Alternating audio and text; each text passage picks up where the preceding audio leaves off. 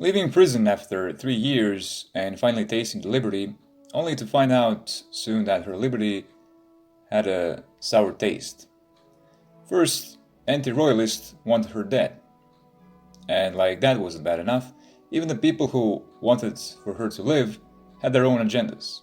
Her cousin, Franz II of Austria, also Holy Roman Emperor, wanted to use her to place a Habsburg on the throne of France by marrying her to his brother, Archduke Karl. Her uncle, Louis XVIII, still in exile, wanted to marry her to his nephew, her cousin, Louis Antoine. The Spanish King Charles IV was also eyeing how to use this new situation to gain territory for Spain. With spies and mercenaries and fear of anti-royalists along the way, the young princess boarded the carriage and left to Paris.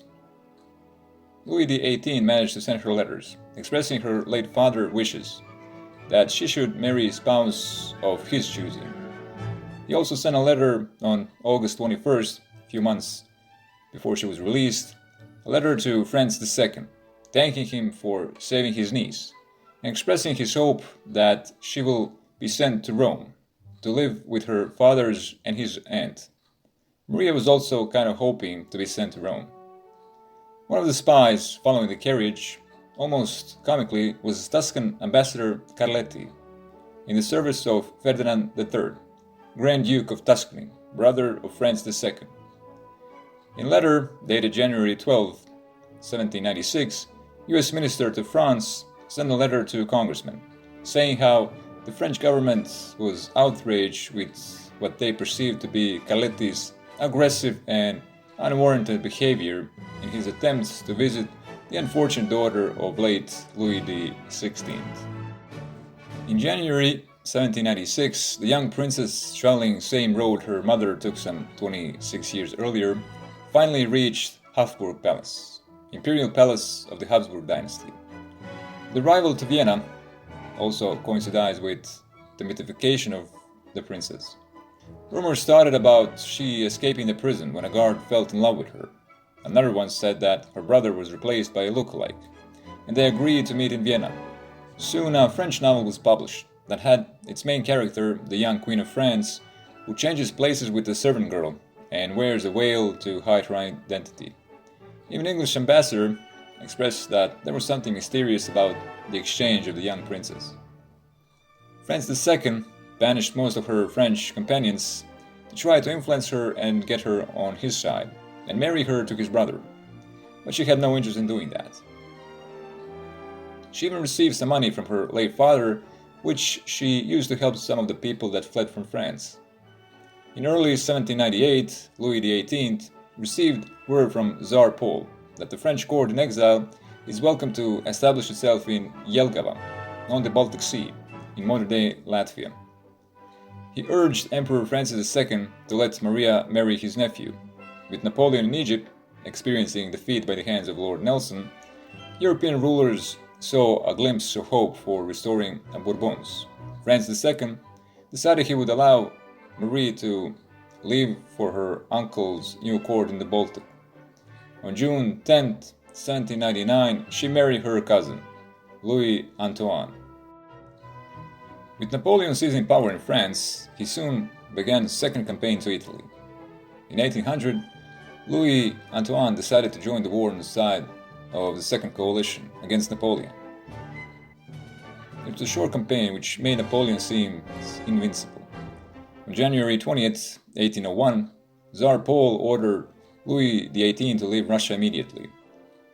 Marie sold most of her valuables to help her uncle move his court, yet again. They moved to Warsaw, in Prussia, even though King of Prussia was not so thrilled about that. In February 1803, Napoleon requested Louis XVIII to renounce Bourbon hereditary claims to the throne of France, which he rejected.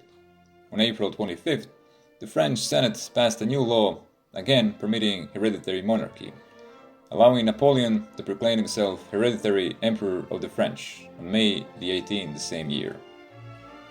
With new Tsar in Russia, Alexander, he invited them back to his country. They took the offer, but with plans to soon leave the mainland Europe and reunite the family in England. On July 7, 1807, after Tsar signed peace of Tilsit with Napoleon, her uncle and her husband boarded a ship to Sweden, and afterward, with the ship Troja, landed on English soil. A year later, Marie joined them. In early 1813, the tide was turning against Napoleon. The Prussians broke their alliance with France and joined the Russians. After the defeat at the Battle of Leipzig, 19 October 1813, Napoleon was forced to retreat to France. On March 31st, the next year, Allies entered Paris. A few days later, Napoleon was forced to abdicate and was exiled to the small island of Elba. On Easter, April 10th, Louis XVIII wrote in his memoirs that he had never seen her niece as happy as the moment she learned she would be coming home soon. On May the 3rd, Louis XVIII and his niece entered Paris with curious crowds of people wanting to see the only surviving royal child. They first stopped at Notre Dame Cathedral to say a prayer. However, the next year, Napoleon came back. Soon he gathered a regular army of some 140,000 soldiers, and on March 20th he entered Paris victorious. While King Louis XVIII escaped the country the moment Napoleon started making progress toward Paris, Marie refused to leave the country. Napoleon requested her to leave for England under his protection. To stop the new bloodshed, she agreed. She boarded an English ship, just like the year before, but this time traveling in the opposite direction. But this time, her exile in England will be short-lived.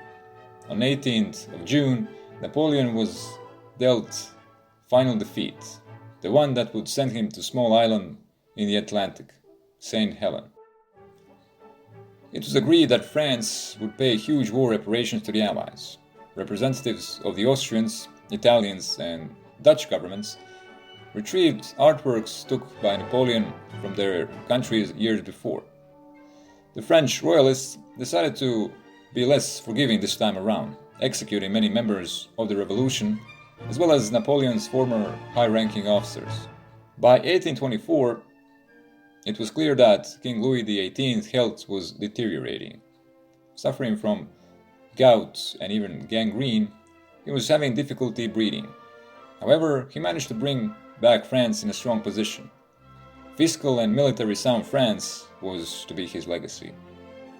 The crown passed to his younger brother Charles X, Marie's father-in-law, making her husband the heir to the Kingdom of France. First, he loosened the restriction on press censorship. He attempted to further restore properties confiscated during the Revolution and reintroduction of religious presence in the country. His heir had more liberal leaning in governing the country than his father. On November 17, 1827, in election for the Chamber of Deputies, the Liberals won a sizable portion of the seats. Charles X was not interested in making compromises with the other side. He began pushing more and more reactionary policies. In July 1830, he revoked a charter brought 15 years ago by his brother that acknowledged libertarians' concepts. He reintroduced stricter censorship of the press. A few days later, Paris was in turmoil again.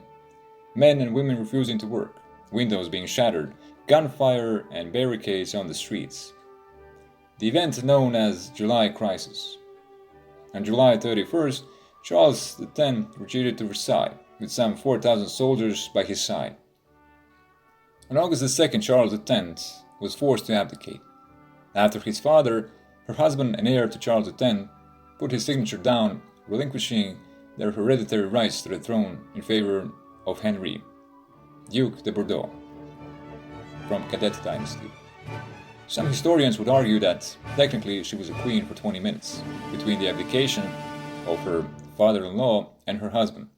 By their account, Marie Therese was the last Queen of France from the senior Bourbon line.